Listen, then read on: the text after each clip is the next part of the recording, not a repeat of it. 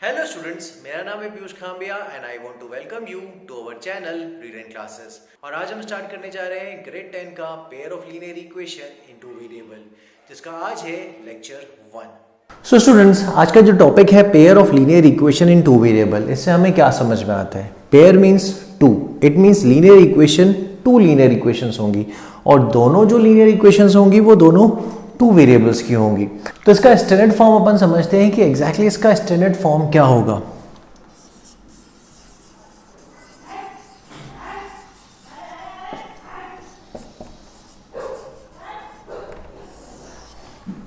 Standard form that is a1x plus b1y plus c1 is equal to 0, a2x plus b2y plus c2 is equal to 0।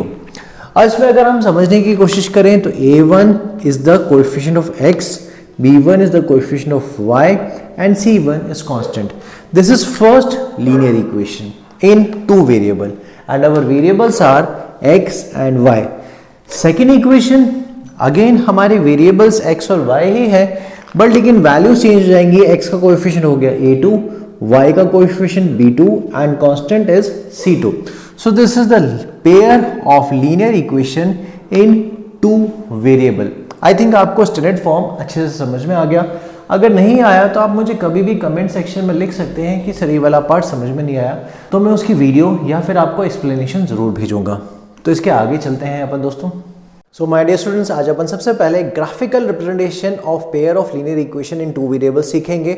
उसके बाद next classes में हम सीखेंगे कि उनको कैसे सॉल्व करना है। तो आइए हम सबसे पहले कंप्यूटर में चलते हैं और ग्राफ से सीखते हैं। So students, pair of linear equation in two variable में अभी अपन ने देखा कि उसके स्टैंडर्ड फॉर्म क्या है। यहाँ पर हमारे पास टू इक्वेशंस हैं जो कि दोनों स्टैंडर्ड फॉर्म हैं। a1x plus b1y plus c1 is equal to 0 और सेकेंड इक्वेशन है इसकी a2x plus b2y plus c2 is equal to 0। अब इसको हमें ग्राफिकली सॉल्व करने से पहले हमें पता होना चाहिए कि इसका सॉल्यूशंस कैसे कैसे होंगे। तो इसका पहला सॉल्यूशन है consistent system. A system of simultaneous linear equation is said to be consistent if it has at least one solution. इसका मतलब यह है कि ये जो दोनों इक्वेशंस हैं इन दोनों को सॉल्व करेंगे तो कम से कम एक सॉल्यूशन ज़रूर आएगा, एक से ज़्यादा भी आ सकता है। वो आएगा हमारा कंसिस्टेंट सिस्टम की कैटेगरी में। अब inconsistent system, a system of simultaneous linear equation is said to be inconsistent if it has no solution. अब इन दोनों इक्वेशंस को ही हम सॉल्व करने की कोशिश करेंगे और कोई भी सॉल्यूशन नहीं आएगा तो उसको बोलेंगे हम इनकंसिस्टेंट सिस्टम। आगे चलते हैं दोस्तों। कंसिस्टेंट सिस्टम को अपन ग्राफिकली देखते हैं। फर्स्ट ग्राफ से हमें ये समझ में आ रहा है कि हम इन दोनों इक्वेशंस का जब हम ग्राफ बनाएंगे तो दोनों कहीं ना कहीं किसी एक पर्टिकुलर पॉइंट पर इंटरसेक्ट होंगी। उसको बोलेंगे हम वन सॉल्यूशन या फिर हम उसको बोलते हैं यूनिक सॉल्यूशन। सेकेंड ग्राफ क्या बोलता है? Coinciding lines. कोइंसाइडिंग लाइंस मतलब इन दोनों का जो लाइन बनेगा वो एक के ऊपर एक बनेगा, तो दोनों कोइंसाइड होंगी और उस केस में वो वाला सॉल्यूशन होगा इनफाइनाइट मैनी सॉल्यूशन, मतलब उसके सॉल्यूशंस ढेर सारे सॉल्यूशंस होंगे। अब देखते हैं इनकंसिस्टेंट सिस्टम ग्राफिकली। जब हमारी लाइंस पैरेलल लाइन बनेंगी मतलब उनके बीच में कोई कॉमन पॉइंट है ही नहीं, वो कहीं इंटरसेक्ट नहीं कर रही, कोइंसाइड नहीं कर रही, कहीं पर भी मीट नहीं कर रही, तो मीन्स कोई कॉमन पॉइंट नहीं है। इट मीन्स हम बोलेंगे नो सॉल्यूशन। अब इसको आगे समझते हैं हम एग्जाम्पल्स की हेल्प से। तो ये है हमारा example number 1। 10 students of class 10th took part in mathematics quiz. If the number of girls is 4 more than the number of boys, represent this situation algebraically and graphically. तो सबसे पहले इस क्वेश्चन को समझ लेते हैं। हमारे पास क्लास 10th में 10 स्टूडेंट्स हैं जिन्होंने मैथमेटिक्स क्विज में पार्टिसिपेट करा है और साथ में एक और कंडीशन दी है, जिन्होंने भी पार्टिसिपेट करा है उसमें नंबर ऑफ गर्ल्स बॉयज से 4 मोर है, मतलब 4 ज़्यादा है। और सिचुएशन को अपन को अलजेब्रिकली और ग्राफिकली रिप्रेजेंट करना है, मतलब हमें इक्वेशंस बनानी है और उन्हीं के हेल्प से उसका हमें ग्राफ बनाना है। तो इसका सॉल्यूशन देखते हैं दोस्तों। Let the number of girls is equal to x and the number of boys is equal to y. हमने यहाँ पर नंबर ऑफ गर्ल्स को कंसिडर कर लिया है x और नंबर ऑफ बॉयज़ को कंसिडर कर लिया है y। अब टोटल स्टूडेंट्स कितने हैं, जैसा कि अपन को पता है कि टोटल स्टूडेंट्स 10 हैं, इसलिए number of girls plus number of boys is equal to 10, इसीलिए x plus y is equal to 10 हो गया, उसको हमने दे दिया इक्वेशन नंबर 1। अब सेकेंड कंडीशन दी है number of girls is equal to number of boys plus 4। क्योंकि इसका रीज़न ये है कि गर्ल्स तो ऑलरेडी 4 ज़्यादा हैं, तो हम बॉयज़ में अगर 4 ऐड करेंगे तो नंबर ऑफ गर्ल्स और नंबर ऑफ बॉयज़ इक्वल हो जाएंगे, इसलिए अपनी इक्वेशन हो गई x is equal to y plus 4, और y यहाँ पर प्लस में उधर शिफ्ट होगा तो माइनस हो जाएगा, इसीलिए x minus y is equal to 4। इसको नाम दे दिया हमने इक्वेशन नंबर 2।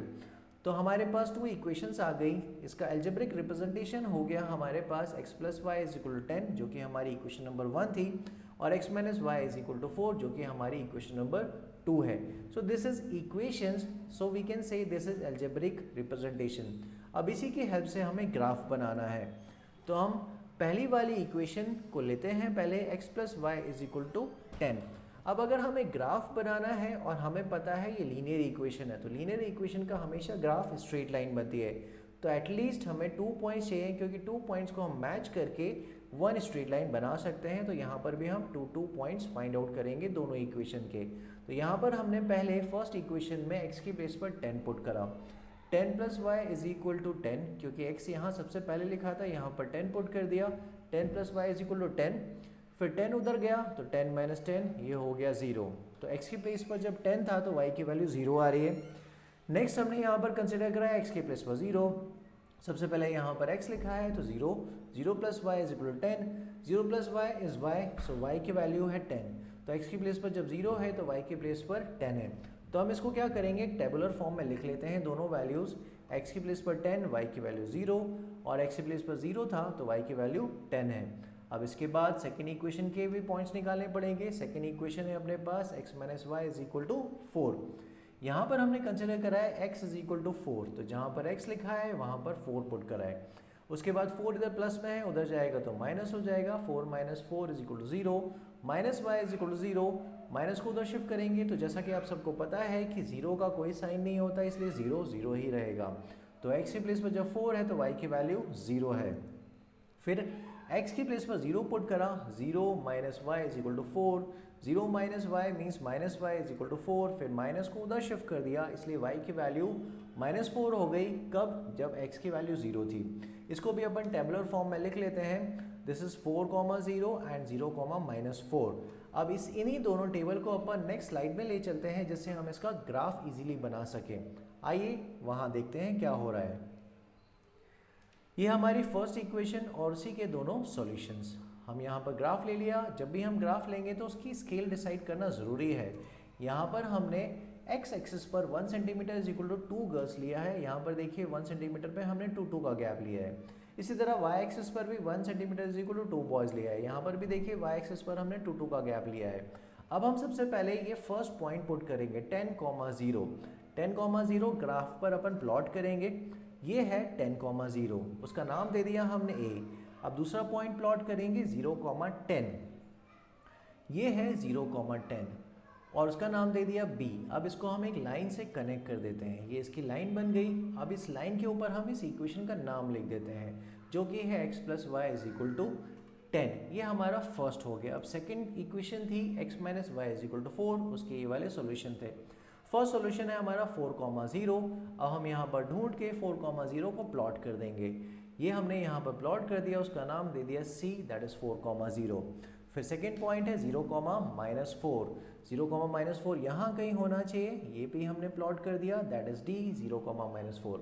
अब इन दोनों पॉइंट्स को हम कनेक्ट कर देंगे स्ट्रेट लाइन से, तो ये सेकेंड इक्वेशन की लाइन बन गई और सेकेंड इक्वेशन का नाम भी लिख देते हैं x minus y is equal to 4। अब हमें ये देखना है कि दोनों के दोनों कहाँ पर इंटरसेक्ट हो रहे हैं। अगर हम ध्यान से देखेंगे तो ये दोनों इंटरसेक्ट हो रहे हैं 7 और इधर से 3, 7,3 पर। और आपको याद होगा कि हमने नंबर ऑफ गर्ल्स कंसिडर करी थी x और नंबर ऑफ बॉयज़ कंसिडर करे थे 3। इट मीन्स x, y के हिसाब से नंबर ऑफ गर्ल्स 7 हो गई और नंबर ऑफ बॉयज़ 3 हो गए। तो number of girls is equal to 7, number of boys equal to 3। अब इस ग्राफ से हमको ये भी समझ में आता है कि इंटरसेक्टिंग लाइन्स है, इट मीन्स इसका वन सॉल्यूशन है या फिर हम इसको बोल सकते हैं यूनिक सॉल्यूशन है। आइए सेकंड एग्जांपल पे चलते हैं। सो सेकंड क्वेश्चन क्या है, Romila went to a stationery stall and purchased 2 pencil and 3 erasers for rupees 9. Her friend Sonali saw the new variety of pencil and erasers with the Romila, and she also bought 4 pencil and 6 erasers of the same kind for rupees 18. Represent the situation algebraically and graphically. So अपना question पहले अपन समझ लेते हैं question क्या बोल रहा है। एक रोमिला स्टूडेंट है जो स्टेशनरी स्टॉल पर गई, उसने 2 पेंसिल और 3 इरेजर खरीदे 9 रुपीज़ के, और उसकी फ्रेंड सोनाली ने भी नए टाइप के पेंसिल और इरेजर देखे जो कि रोमिला के पास थे, तो वो भी गई, तो उसने 4 पेंसिल और 6 इरेजर खरीदे 18 रुपीज़ में। तो इस सिचुएशन को अपन को एल्जेब्रिकली रिप्रेजेंट करना है और साथ में उसके बाद हम उसी के हेल्प से ग्राफिकली उस चीज़ को रिप्रेजेंट करेंगे। तो आइए देखते हैं इसका solution. Let the cost of 1 pencil be rupees x. 1 pencil की कॉस्ट को अपन ने एक्स रुपीज़ कंसिडर कर लिया, and the cost of 1 eraser be rupees y, और 1 इरेजर का कॉस्ट अपन ने रुपीज़ वाई कंसिडर कर लिया। It is given that Romila purchased 2 pencil and 3 erasers for rupees 9. तो अपनी इक्वेशन बनती है 2x + 3y = 9, जिसको नाम दिया है हमने यहाँ पर इक्वेशन नंबर 1।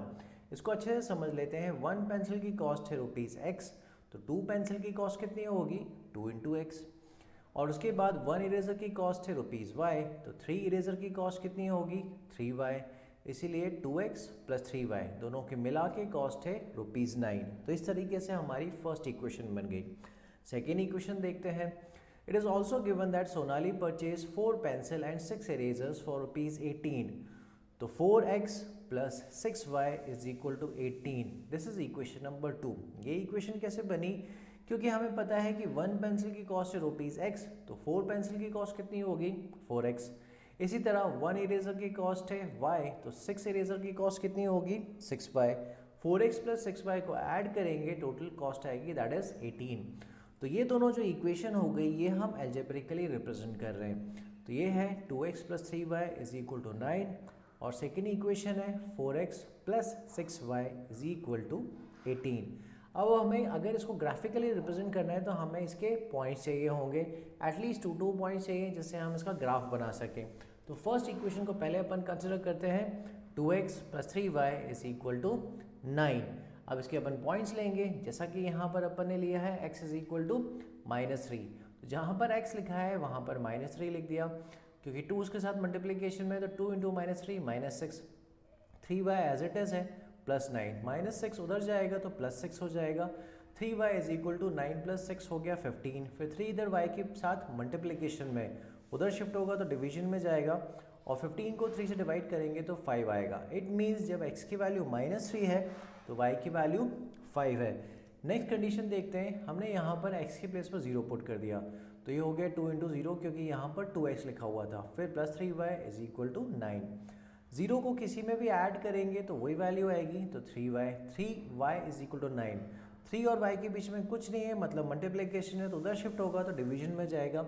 जब हम 9 को 3 से डिवाइड करेंगे तो 3 आएगा। इट मीन 0 पर वैल्यू है y की 3। इसका अपन टेबल बना लेते हैं। x -3 है तो y 5 है। If x = 0 y = 3। अब अपन सेकेंड इक्वेशन की भी वैल्यूज़ इस तरह से अपन निकाल लेते हैं। सेकेंड इक्वेशन क्या थी अपनी 4x + 6y = 18। अब यहाँ पर हमने x की वैल्यू कंसिडर करी है 3, 4 × 3 + 6y = 18, और अब हम इसको सॉल्व करके y की वैल्यू निकालेंगे। 4 3 = 12 + 6y, 12 इधर प्लस में उधर शिफ्ट होगा तो -12, 18 - 12 इज 6, और ये 6 इधर डिवीजन में चला गया। 6 को 6 से डिवाइड करेंगे तो 1 आएगा। उसके बाद हमने यहाँ पर x की प्लेस पर -6 कंसिडर करा है। जब हम 4 × -6 करेंगे, क्योंकि यहाँ पर x की प्लेस पर -6 पुट करना है, +6y = 18, 4 को -6 से मल्टीप्लाई करेंगे तो -24 आएगा। -24 उधर जाएगा तो +24 हो जाएगा। 18 + 24 42 होता है। फिर 6 उधर शिफ्ट होगा तो डिवीजन में जाएगा, क्योंकि 6 और y के बीच में कुछ नहीं है, मतलब मल्टीप्लिकेशन है। 42 / 6 = 7। इट मीन्स जब x की वैल्यू -6 है, y की वैल्यू 7 है। हम इसको टेबुलर फॉर्म में रिप्रेजेंट कर देते हैं। x = 3 then y = 1, x = -6 then y = 7। इन दोनों टेबल्स को हम नेक्स्ट स्लाइड में कैरी करते हैं, जिससे ग्राफ बनाना ईजी हो जाएगा। ये है हमारा ग्राफ पेपर। तो हमारी फर्स्ट इक्वेशन है 2x + 3y = 9। उसका टेबुलर फॉर्म में हमने यहाँ पर दोनों सॉल्यूशन लेकर आ गए। हमें बनाने से पहले हमें सेट करनी पड़ेगी उसकी स्केल। यहाँ पर हमने ली है x एक्सिस = 1 सेंटीमीटर = 1 रुपीज़ और y एक्सिस पर हमने लिया है 1 सेंटीमीटर = ऑल्सो 1 रुपीज़, मतलब 1 रुपीज़ का हमने गैप लिया है। उसके बाद हमें यहाँ पर ढूंढना है -3,5 हमें प्लॉट करना है। तो हमने यहाँ पर प्लॉट कर दिया, this is -3, this is 5, this is a, इसका नाम दे दिया a। अब हम b देखते हैं कहाँ पर लिखना है हमें, दैट इज़ 0,3, 0,3 ये रहा। अब इसको एक लाइन से हम कनेक्ट कर देते हैं, ये इसकी लाइन बन गई। तो अपन चलते हैं सेकेंड इक्वेशन पे। सेकेंड इक्वेशन है 4x + 6y = 18। इसके सॉल्यूशन है 3,1 और -6,7। यहाँ पर हमने पहले -6,7 प्लॉट करा है, ये है -6 और ये है 7। तो यहाँ पर प्लॉट होना चाहिए फर्स्ट पॉइंट, उसका नाम दिया है c, दैट इज -6,7। और सेकेंड पॉइंट है अपना 3,1 ये रहा, उसका नाम दिया है d। अब इसको d और c से एक लाइन पास करते हैं, d और c से सेकेंड लाइन पास हो गई, जो कि सेम लाइन है, अलग अलग लाइंस नहीं है। इट मीन्स ये कोइंसाइडिंग लाइंस हैं। और कोइंसाइडिंग लाइंस में आपको याद होगा कि इसमें सॉल्यूशन जो होते हैं वो होते हैं infinitely many solution. It means we can say so it is coinciding lines and infinitely many solutions. So दोस्तों अब चलते हैं अपन थर्ड एग्जाम्पल की तरफ। थर्ड एग्जाम्पल क्या है, solve graphically that the system of equations 2x + 4y = 10 and 3x + 6y = 12। अब इसको हमें ग्राफिकली सॉल्व करना है। ग्राफिकली सॉल्व करना है तो हमें ग्राफ बनाने के लिए एटलीस्ट 2 पॉइंट्स चाहिए। तो अपन वो पॉइंट्स को फाइंड आउट करेंगे। सबसे पहले फर्स्ट इक्वेशन में हमने यहाँ पर x की प्लेस पर 1 रखा है, ये है 2 × x, तो यहाँ पर लिखा है 2 × 1 + 4y = 10। 2 को उधर शिफ्ट करेंगे तो ये -2 हो जाएगा, 10 - 2 8 होता है। और जब 4 इधर मल्टीप्लिकेशन में है उधर शिफ्ट होगा तो डिवाइड में जाएगा, 8/4 = 2। सेकेंड पॉइंट निकालने के लिए यहाँ पर हमने x की प्लेस पर 3 पुट करा है, 2 × 3 + 4y = 10। 2 × 3 6 होता है, फिर 4y = 10, फिर 6 इधर प्लस में है उधर शिफ्ट होगा तो -6 हो जाएगा। 10 - 6 = 4, फिर 4 को 4 से डिवाइड करेंगे तो 1 आएगा। और इसके बाद अगर हम इसके वैल्यूज़ टेबुलर फॉर्म में पुट कर रहे हैं तो 1 पे आया था अपने पास 2, दिस इज़ 1, दिस इज़ 2। फिर 3 पे आया था 1, दिस इज़ 3, दिस इज़ 1। फिर इसके बाद हमें सेकेंड इक्वेशन का भी सॉल्यूशन निकालना पड़ेगा।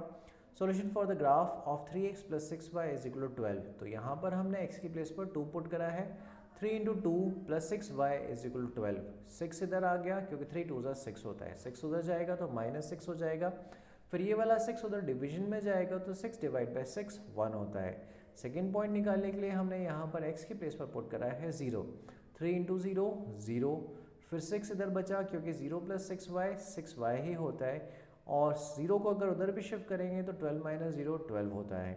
उसके बाद 6 इधर मल्टीप्लिकेशन में 6 उधर जाएगा तो डिवीजन में जाएगा, 12 को 6 से डिवाइड करेंगे तो 2 आएगा। तो हम यहाँ पर भी ग्राफिकली यहाँ पर वैल्यूज़ पुट कर लेते हैं, जो वैल्यूज़ हैं 2, 1 एंड 0, 2। अब इसका अपन ग्राफ बनाते हैं। ग्राफ बनाने के लिए फर्स्ट इक्वेशन थी अपने पास 2x + 4y = 10 और उसके पॉइंट्स हमने यहाँ पर लिख लिए 1, 2।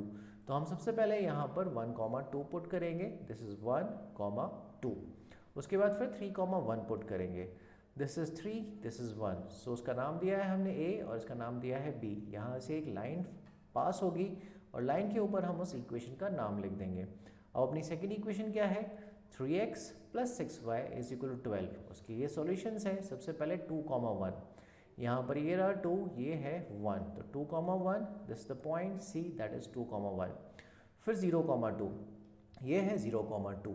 अब इसको भी हम एक लाइन से कनेक्ट कर देते हैं, ये है हमारी लाइन और इसकी लाइन की इक्वेशन लिख दी हमने 3x + 6y = 12। अब यहाँ पर आप ध्यान से देख सकते हैं कि लाइन कहीं पर भी इंटरसेक्ट नहीं हो रही, दोनों की दोनों पैरेलल लाइन है। क्या आप इसके बारे में कुछ बता सकते हैं? बिल्कुल सही बोल रहे हैं कि ये दोनों पैरेलल लाइंस हैं, इनके बीच में कोई इंटरसेक्शन पॉइंट नहीं है, ना ही कोई कोइंसाइडिंग लाइंस है, इसलिए इनका कोई सॉल्यूशन होगा ही नहीं। इसलिए हम बोल सकते हैं it is the parallel line, so the two lines have no common point, therefore the given system of equation has no solution. इसका नो सॉल्यूशन है।